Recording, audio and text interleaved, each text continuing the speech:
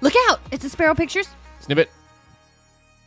Everybody involved at the time seemed very excited about it. And the way this sort of typically works is everybody involved that reads it is kind of in the inner circle. They read it, they evaluate it, and then they give their notes. And then I take, time to implement those notes, which can take days or weeks. And then you go back and forth, and it becomes a sort of protracted, extended time of back and forth and working out the script. Well, it seemed like as I was getting notes, there was just a lot of weigh-in from a lot of different people. And as I would try to implement the notes and I would return in a script, it's like the enthusiasm started just sort of waning and waning and waning. And part of this is like you're trying to like incorporate all these sort of disparate different notes and different points of view. And then because the enthusiasm's waning, you're trying to punch up the drama, trying to get everybody to get that kind of same reaction they had at first. So you're probably going over the line on things. It's just kind of a mess. And so it got to a point where I just thought like, well, I've written scripts before that don't get made, and it's looking like this is going to be yet another one of those. And at some point, Joel just kind of had the wisdom to go, okay, like there's too many cooks in the kitchen. There's too many voices weighing in.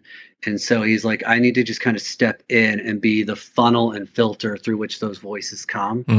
And so that was wise. He was like, yeah. And so he was like, we need to just buckle down in a do or die situation, because like from their schedule, their touring schedule, because again, he's in this sort of very successful band. He's like, we have the fall to film this. And if we're going to get this script right in time to film it in the fall, we got to like buckle down and go. So like he invited me like on the road. I went on like I got on the tour bus and everything and like went to like their shows. He would literally come off stage from a show and we would like be on the tour bus, like working on the script together.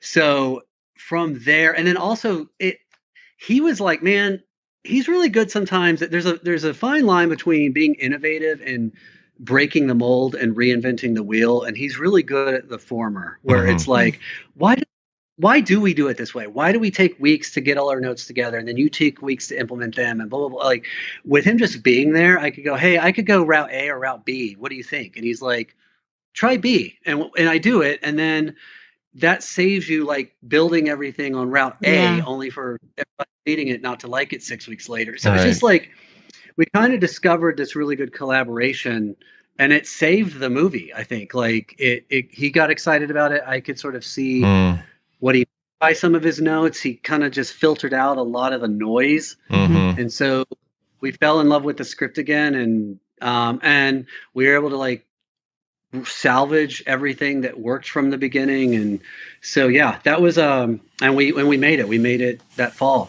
we got enough people